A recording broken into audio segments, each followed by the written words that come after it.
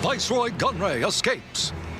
En route to Coruscant to stand trial for war crimes, evil Separatist leader Newt Gunray has broken free of his Jedi escort. With the help of Count Dooku's sinister agents, the villainous Viceroy has made a daring getaway. Alerted to the bold prison break, Jedi Master Kit Fisto has traced the stolen ship to a remote system, hoping to recapture Gunray and return him to justice.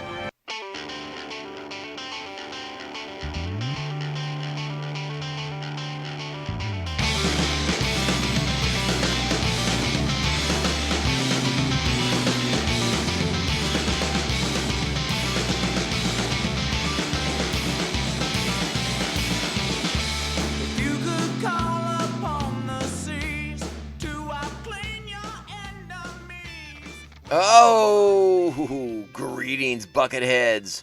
Mevar Tigar? Welcome to the 35th Grievous Gurgling episode of Mando Vision, Nargai Tom. And thank you so much for checking out this small, independent Star Wars podcast. Remember, the best way to reach out to us is via social media at Mando_Vision on Twitter and Instagram. Please be sure to like, subscribe, share the show with all the other Mandalorians in your covert, and even the other Mandos that aren't in your covert. Share it with all the Mandos in your life. Share with your enemies, your loved ones, your non-loved ones, your pets friends, all of it. And if possible or so inclined, and you're on Apple Podcast, please give us those sweet 5-star reviews. They help small independent podcasts like ours stand out and not get lost in the shuffle. Please check out our parent website, 3bzine.com. You'll find links to all the shows on the network. That includes Beer Night in San Diego, the Tomcast Popcast, our pop culture focused podcast, which is currently Marvel focused, and this fine show, Mandovision, which you're already listening to, so you won't need the link. But we also have a store envy page there. If there's any merchandise you might want to pick up to help support the shows as well, hey, check it out. All right. So we are here. We're back. We are ready to talk about Season 1, Episode 10, Lair of Grievous. And this is obviously Grievous focused. So get ready for some Grievous talk.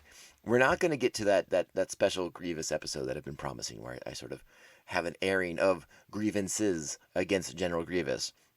And that sort of has been bumped a little bit in lieu of the fact that we have to kind of step up our game and get more podcasts out, because we want to finish Season 1 of the Clone Wars before the Bad Batch starts. Because when the Bad Batch starts, we definitely want to make sure we're covering that as the episodes come out. So we'll get to that in that time frame. Now, you may be able to hear behind me. I don't know, can you hear that? The drip, drip, drip? It is a rare, rainy day in San Diego, California.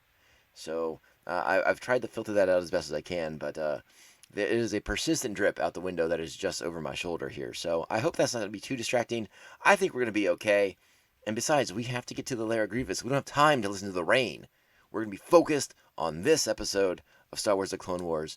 So before we get into it, remember, we got to do the most important part of the show. You got to strap on your buckets. Let's go. I didn't forget to teach you restraint, did I, my old Padawan? I'm sorry, Master. I got carried away. Those who have power should restrain themselves from using it. Lieutenant, did you get them? No, but we have you, Viceroy. You have nothing, Jedi fools! I welcome you to your doom! The tracking beacon. They knew we were coming. I should have known Gunray wasn't here. At the first sight of us, he would have run off screaming like the coward he is. I apologize for the deception, Master Jedi. Count Dooku, you have a great talent for unexpected appearances. It's a shame you came so far to be frustrated. While the Viceroy is unavailable for capture, allow me to offer you an alternative prize. This has got to be a trap. Oh, it is a trap indeed, my dear clone friend. But that is the role of the show, right? Always a trap. Jedi are always walking into traps, and clones are paying the price. Oh, it's unfortunate. It is unfortunate. So yes, Season 1, Episode 10, Lair of Grievous. Originally aired December 12th, 2008.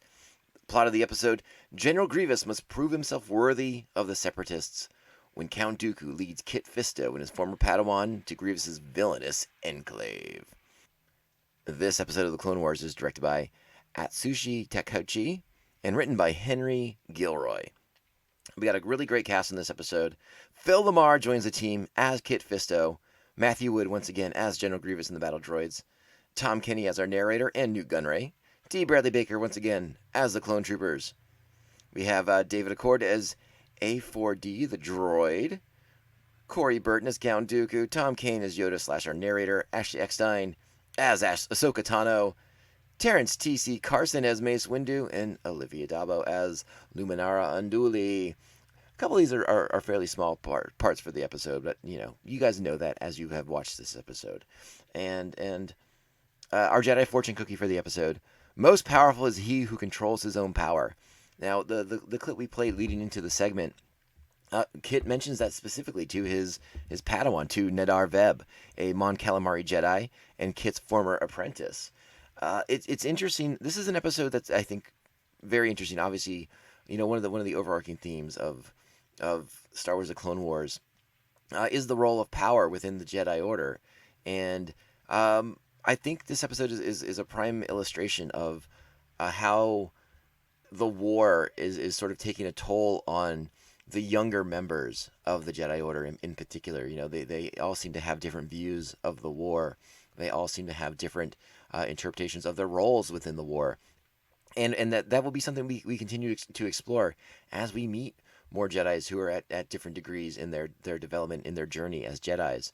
Obviously, we're juxtaposed against Kit Fisto, a master of the Jedi Order, and I believe at this point he's even on the council for the Jedi. So him meeting up with a former Padawan and sort of seeing the sort of beneath the surface anger that Nadar Veb has as he works his way in this war, and he sort of becomes more aggressive in an effort to end the war and to be victorious in the war. We'll probably play some more clips from that as the show goes on, but I do want to mention how much I am a big fan of Kit Fisto, and to get our first episode that really focuses on him is really truly exciting. There's tons of great comics with Kit in them, and I think he even has, I believe he's even in one of the novelizations that is no longer canon. But what are you gonna do about that? And Kit was also featured prominently in a couple episodes of the Gennady Tartakovsky Clone Wars animated series. The guy from Samurai Jack that he did before this computer animated version of the Clone Wars came to be. And those are since non-canon. But there's a couple of great ones featuring Kit Fisto. Kit Fisto, a Nautolan, is the name of his species, and he is from the planet, I believe it's Glee and Selim. And yeah, obviously he's very nautical based, and his name is a Nautolan. He's got the gathered tangle of tentacle tresses from his head, a very distinctive look, the big bulbous black eyes that are apparently very good for seeing underground. And he has, it's funny because Kit's a character who I think, despite the fact that it's a guy in a costume with lots of prosthetics and stuff like that, is shockingly effective in the way he conveying like facial characteristics. And I really, really like the character quite a bit. I am a big fan of Kit Fisto. I'm still rather annoyed whenever I watch Revenge of the Sith that Kit is so easily dispatched by Darth Sidious in Palpatine's office. It was always a big bummer to me that Kit was just kind of like ignites his lightsaber and is just cut to little ribbons right there in the opening segments of that fight scene. And if I remember correctly, that fight scene with the three Jedi Masters against Palpatine was much longer in the novelization of Revenge of the Sith. And I don't know if that was changed, and that may have been the original shooting script may have been that way as well. We'll have to talk about that down the road, because I'm sure we'll get to cover, the prequel movies at some point soon. But yeah, it was a much longer scene. Kit featured more prominently in there. Actually, did some stuff. Got a lick or two in there on Palpatine before being dispatched, because that was obviously going to be the fate of anyone who went to confront Darth Sidious at the time. But yeah, it still kind of bums me out that, I'm assuming for time constraints, that fight scene was kind of reduced to what it was, and those two Jedi Masters just quickly dispatched so you could get to the Mace Windu part of it all, and then Anakin's inevitable betrayal of the Jedi to support Palpatine / Sidious in his quest to be able to save Padme from dying. And so this is all just to say I really like Kit Fisto. He got the shaft a little bit in Revenge of the Sith, but what are you gonna do? The Jedi, they had a role to play, and a lot of it was to be fodder. But I'm excited to see Kit in this episode, and Phil LaMarr, a incredible voice talent. Phil LaMarr, I think he does a wonderful job of bringing that character to life. And again, we talked about his facial features in the films, but even more so in the animation. He can go from being fierce to having that wry, quick smile that we first saw him have in Attack of the Clones. So again, really, really excited that he's in this episode. And as we played in the clip, and we talked about in the plot, Kit and Nid Arveb are there to retrieve Newt Gunray, who escaped and is holed up in this base. They don't know where they are yet, but as that clip ends, they are about to find out they are in the lair of General Grievous as they walk into a room that's full of spare parts for the good general. Now, as we hear from the clip also, Count Dooku is offering up Grievous to the Republic. And let's play the clip of why that is the case. As Dooku and Sidious are demanding more from Grievous, more results from Grievous. Let's play the clip. Yes, my lord. General, the ongoing stalemate in the war has become unacceptable. There is concern you have lost your focus. Lord Sidious demands more dramatic results. More dead Jedi. You expect victory over Jedi, but all you give me to fight them is battle droids. Once again, Grievous smashes his hand down and ends communications early with Count Dooku. And as you're probably aware, as we've worked our way through the beginning parts of this episode, as Fisto and Nid Arveb work their way through the chamber, when they are beginning to understand where they are, that they are in the lair of General Grievous, they notice all the statues, and we are meant to notice all the statues of this humanoid warrior. It seems to be, I think Kit mentions the line that it seems to be sort of celebrating this warrior. This, I think he calls him a strange warrior at some point, and obviously that is when they never come out outright and say, but I think we know it's Grievous. It's Grievous before the cybernetic implants, before the cyber prosthetics become part of his life, and we get some hints of why he is the way he is now, and I think we're going to more fully explore what went on with Grievous, and if it's not in season 1 of the Clone Wars, we're going to talk about it in our Grievous episode, because I do want people to kind of understand why he's not my favorite of the Star Wars rogues gallery, and I will be happy to chronicle that and talk about that a little bit more. And this is an interesting episode in that it's like so much of it seems to be framed in convincing the audience that, like, hey, General Grievous isn't just some kind of like bumbling droid leader.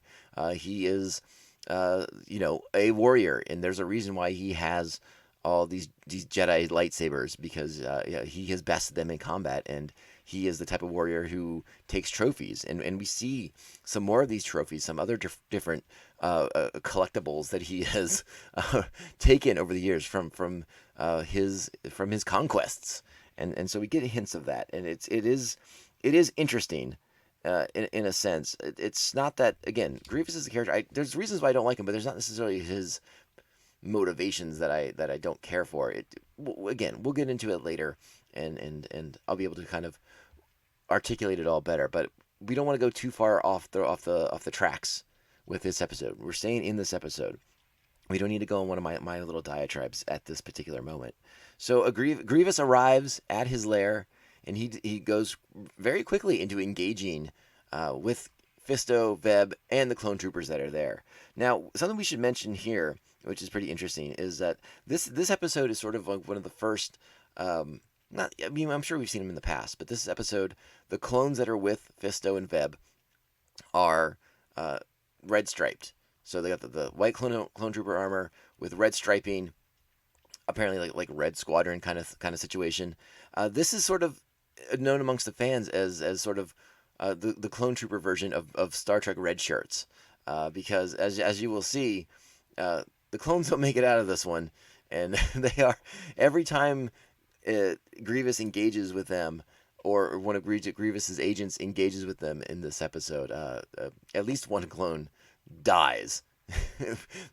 Not quite as egregiously as they did in Star Trek, but if you are in the red striped clone armor, you had there was a bad fate waiting for you on the other end of this, and I always thought that was kind of interesting. But this is kind of the first episode that really starts that kind of tradition of the red striped armor being a bad set of armor to wear if you're a clone. So the battle begins, and the Jedi cut off Grievous's legs. That seems like it's pretty helpful, right? But you have to remember, this again, in an episode that's sort of designed to show us why General Grievous is this formidable warrior for Jedis. Having no legs doesn't matter. And you got to remember too, the other thing here, like, we are in the Lair of Grievous. Grievous has like home field advantage. He knows the ins and outs, the secret passageways. He's able to use his arms to swing across the ceilings of the lair. Despite the fact that Kit and Veb are very formidable Jedi, Kit Fisto in particular, and they have a small squadron of clones with them, it's not going to be enough.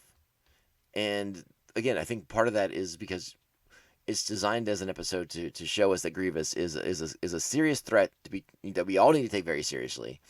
But I think the home field advantage comes into play a lot too, and we'll see that very shortly as he begins to activate.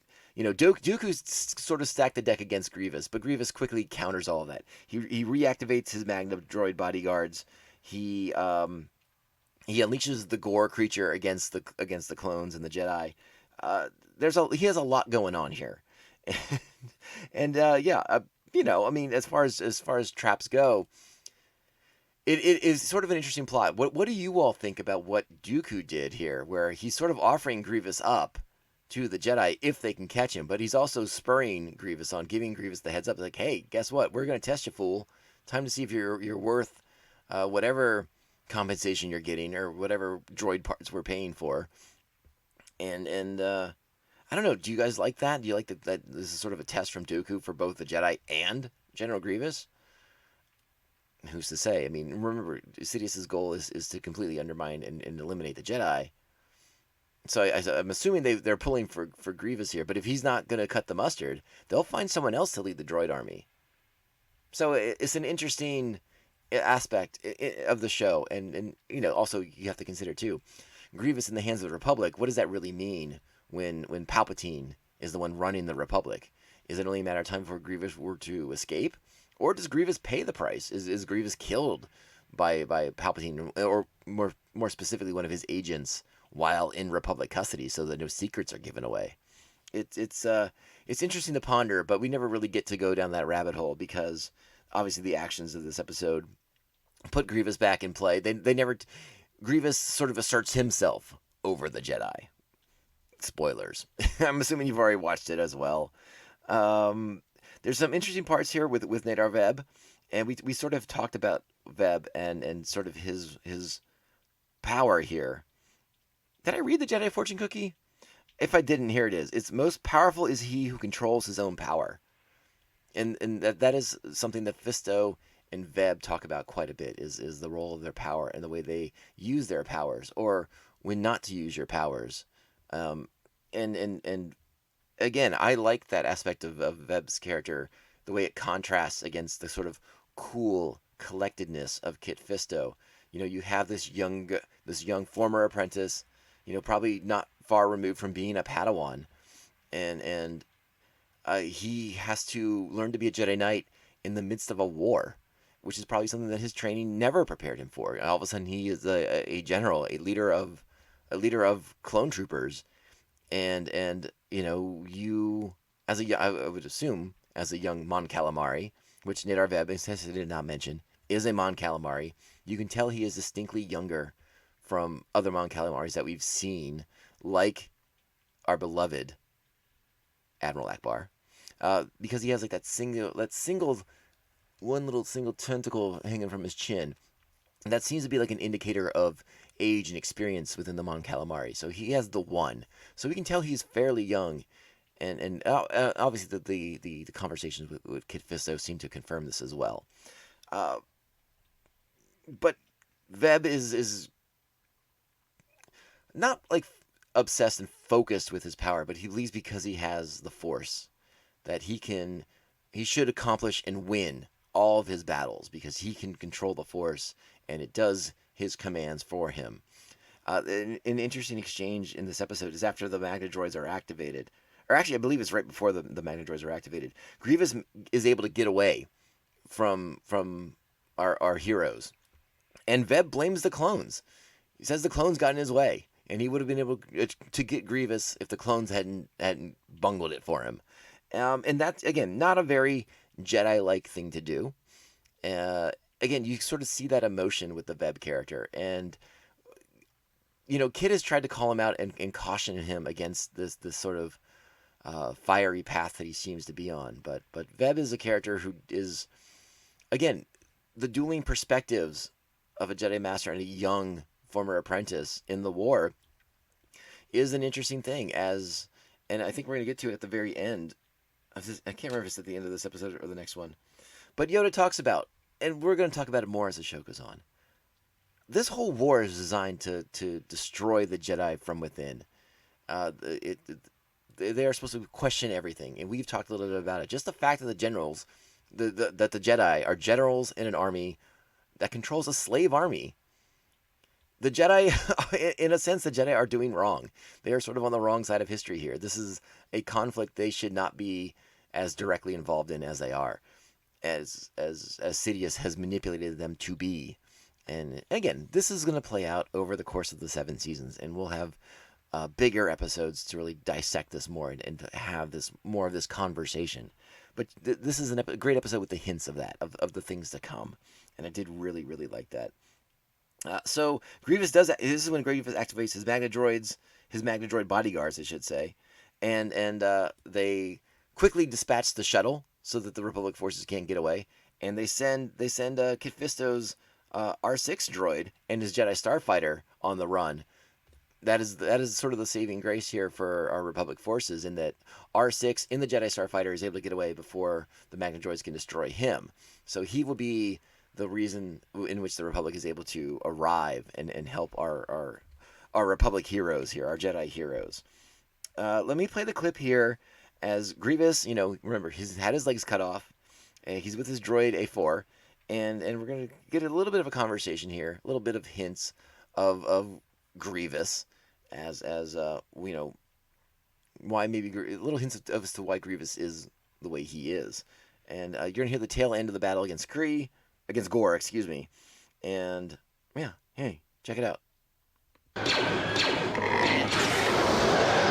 Goodbye, Jedi! Master, the armor patches are getting cold, and contrary to your belief, I do have other things to do. Proceed with my repair. Sometimes I wonder why you submitted to the changes. Improvements! I submit to no one. I chose them. Now get on with it. Taking off the severed legs, gonna put on some new ones. There may be some discomfort. And then removing the faceplate.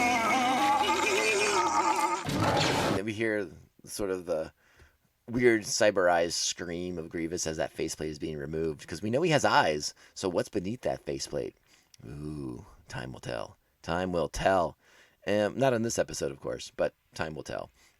We also should mention that his droid, the A4 droid, is sort of a modified version of that droid who's torturing other droids in Jabba's palace in Return of the Jedi. So you'll recognize his sort of unique body structure and his unique head. It's sort of like this oblong head, and the way his little mouth flaps.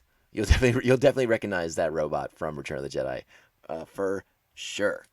All right, I want to go into another sound clip right now. The Jedi, Kit Fisto's dispatching Gore But this is a little bit of that conversation of the differences of philosophy between Kit Fisto, Nadar Veb, the older, more established Jedis, and the younger apprentices who, probably still a bit hormonal. Let's be honest. They're very young.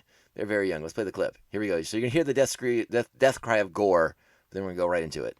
Grievous is going to pay for this. I will destroy him. I understand your pain, but you forget your teachings, Nadar. Revenge is not the Jedi way. But in this war, strength prevails. The rules have changed. Perhaps you are the one who has changed. Come now. We need to keep moving. You'd have to think that if they make it out of this episode, there would be some sort of rehabilitation, or they would order Nadar Veb to go to some kind of a Jedi meditation to refocus on the skills he was initially taught and the ways of the Jedi. Because he is talking about revenge and being just outwardly aggressive in the war and in winning the battles and in stopping General Grievous. So that's something unique and interesting to consider. And again, a theme we will continue to explore as we meet different Jedis and their different interpretations of what is going on in the war and how they are trying to act through the Force. All right. And I also wanted to play this clip as Grievous and Dooku talk once again, and Dooku states his intentions here.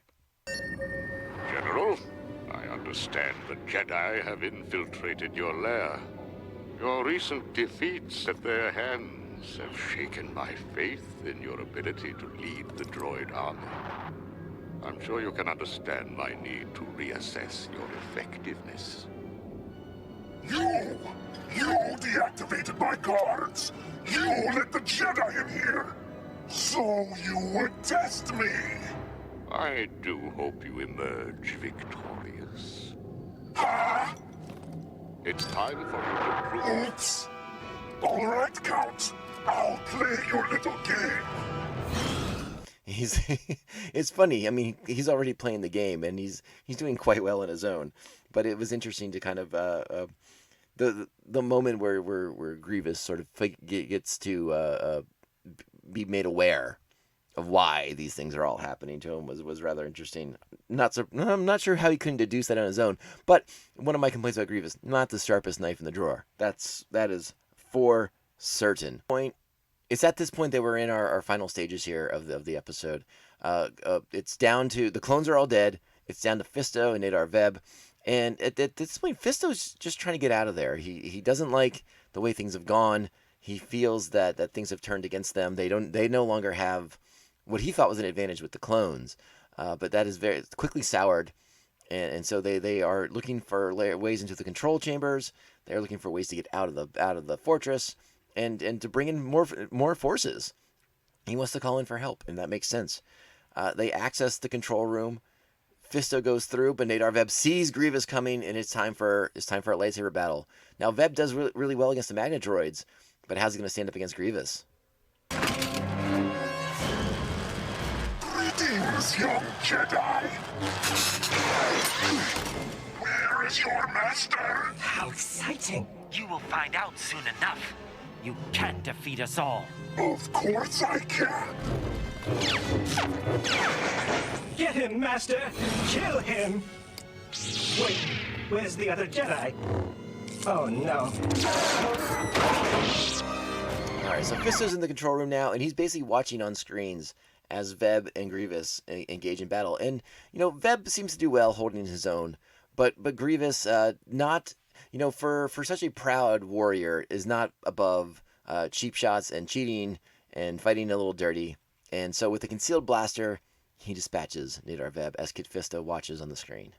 And it is sad for Kit to see his former Padawan be killed by General Grievous.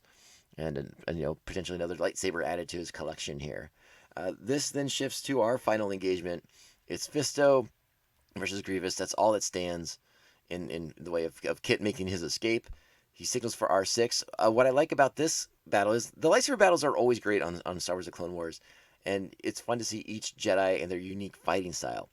Always pay attention to that. That's something we haven't talked about necessarily, because we've seen so many of the same Jedi. You know, we've seen a lot of Ahsoka, and Ahsoka's lightsaber style is going to be constantly evolving. So definitely keep paying attention to the way Ahsoka's lightsaber fighting techniques advance as the show goes on.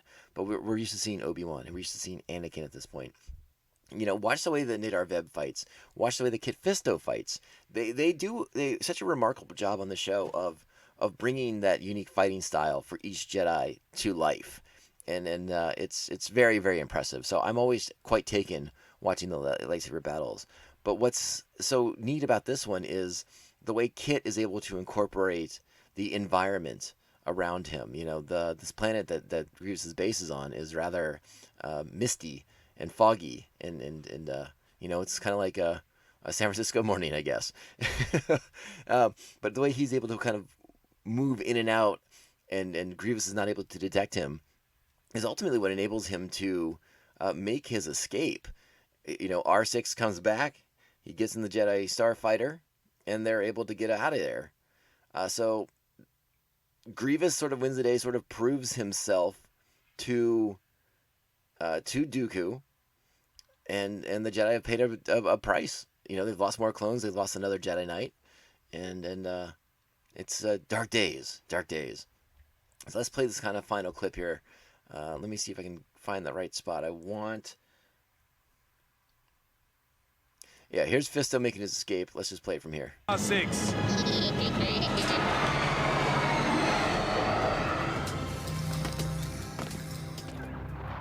Count Dooku, the Jedi have been defeated. Victory over the clones and the young Jedi was expected. But to best a Jedi Master, this is truly an accomplishment worthy of recognition. The Jedi Fisto escaped. So there is room for improvement.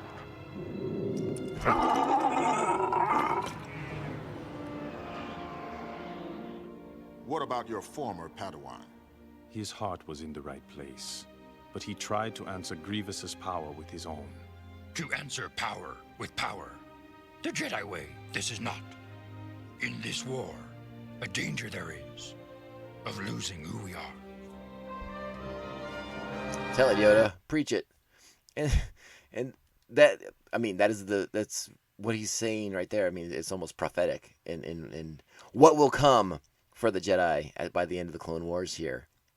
And listen, I really like this episode. I think it's a lot of fun. I really enjoy these episodes, especially the early ones where we get to follow the adventures of some other Jedi Knights besides Anakin and Ahsoka. And, you know, I mean, I'll be honest, at this point we haven't had a ton of Obi-Wan either, but, you know, we have seen him more so than many others.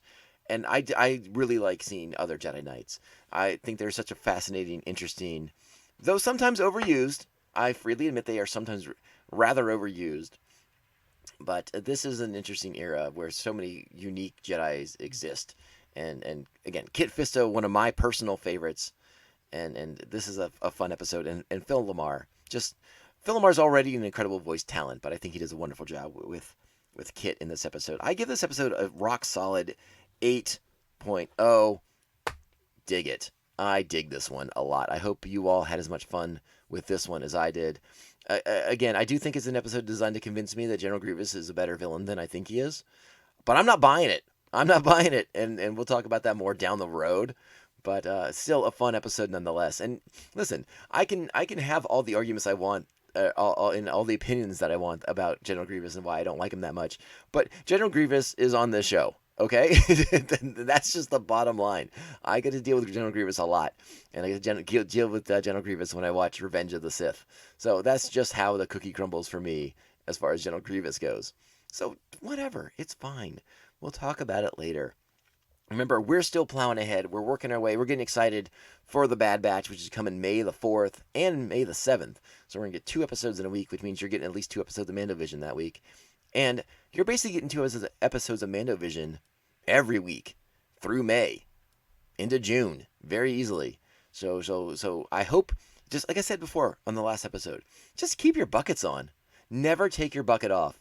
You know, masks aren't going away anytime soon. Might as well keep your bucket on too. Buckets are way cooler than masks. You know, you can filter out everything with the bucket if you have a good one. Pay for those upgrades into your buckets. That's all that really matters. That's going to keep you safe. And, maybe gloves and hand washings, things like that. Anyways, remember, this is the MandoVision podcast. The best way to reach us is at social media. We are at Mando_Vision on Twitter and Instagram. You can email the show. We do have an email account. It's mandovisiontom@gmail.com. Please make sure you're liking, subscribing, sharing the show with all your friends, family, the Mandalorians in your life. If you're on Apple Podcasts, 5-star reviews are so helpful for spreading the word about what we're doing here on the show. And they make sure that we don't get lost in the shuffle. Remember, we are on Apple Podcasts, Spotify, Stitcher, iHeartRadio, Google Play, Pandora, and so many, many more. And if there's something we're on that, or if there's something that you want us to be on and we're not, let me know. And I'm going to get us on there, okay? Remember, we are part of the 3BZ network of podcasts. You can head over to 3BZ.com, check out all the other shows on the network, check out our Story Me page. That's always a great way to support the show if you don't want to do a Patreon for any of the shows. I haven't talked about Patreon on MandoVision. One day I will explain that. But basically, if you're a Patreon of the Tomcast Podcast, you're supporting MandoVision too. So don't worry about that, though. MandoVision's free. Enjoy it. That's what we're all here to have fun with Star Wars. And hey, that's the bottom line. So for MandoVision, my name is Tom. There's only one way to end this podcast, and this is the way. This is the way. This is the way. This is the way. I would like to see the baby.